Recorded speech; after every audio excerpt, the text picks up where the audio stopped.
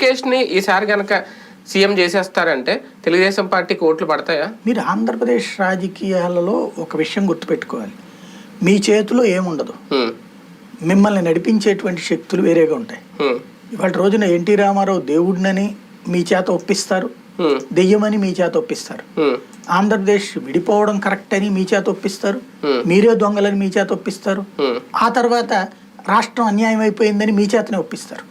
రాష్ట్రాన్ని నాశనం చేసేది వాళ్లే, రాష్ట్రం బాగుందని చెప్పేది వాళ్లే.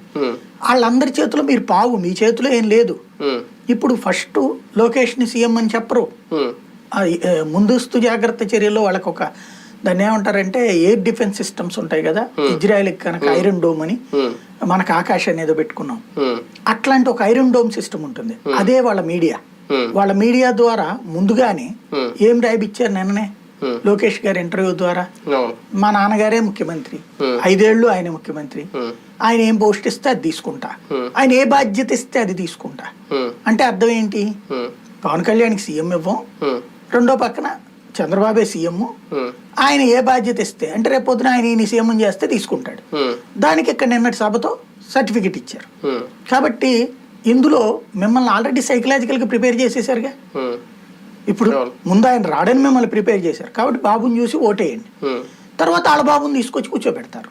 అంతేనా? బాబు గారి బాబుని తీసుకొచ్చి. అంటే ఇదంతా ఎవరిని మెస్మరైజ్ చేయడానికి, వేదిక మీద ఉన్న పవన్ కళ్యాణ్ మెస్మరైజ్ చేయడానికి ఎంత చేశారా? అంత సీన్ ఏం లేదు, ఆయన ఎక్కడ ఒప్పుకోవడం అని. జనాలు గొర్రెలు అనేటువంటిది ఒక ధైర్యవంతమైనటువంటి ఫీలింగ్. మామూలుగా ఎన్నికల శంకారావం పూరించినప్పుడు పార్టీలు 5 ఏళ్ళకి ఒకసారి పూరించినప్పుడు ఎవరైనా ఎంతమంది ఈయన కూడా చేశారు, జగన్ గారు ఎంతమంది చంద్రబాబు గారు కూడా చేశారు, చేతిలో కత్తి పెట్టి ఒక శంఖం పెట్టి ఎలా పూరిస్తారు, అదే ఫోటో 4 రోజులు వాడతారు, ఎన్నికల శంకారావానికి సిద్ధమైందని చెప్తారు, ఇంకా మోగించేశారు ఊదేశారు అంటారు.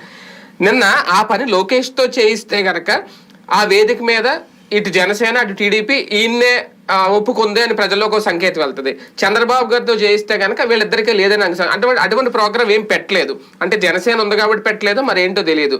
ఇప్పటికీ క్లారిటీ లేదు లోకేష్ వల్లే. అచ్చెన్నాయుడు గారిది వాయిస్ వింటే మీరు మొత్తం ఆయన మాట్లాడిన లాస్ట్ లో ఒక కరెక్ట్గా 5 సార్లు 4 సార్లు నేను లెక్కేసా, జై లోకేష్ జై లోకేష్ జై లోకేష్, జై పవన్ కళ్యాణ్ జై పవన్ కళ్యాణ్ జై పవన్ కళ్యాణ్, వీళ్ళిద్దరినే మాట్లాడారు తప్ప ఏమీ లేదు. సంకేతం అయితే వెళ్ళిపోయింది, వీళ్లే ఇక పార్టీని నడిపేది అనేది. ఏంటి టీడీపీ ఉద్దేశం?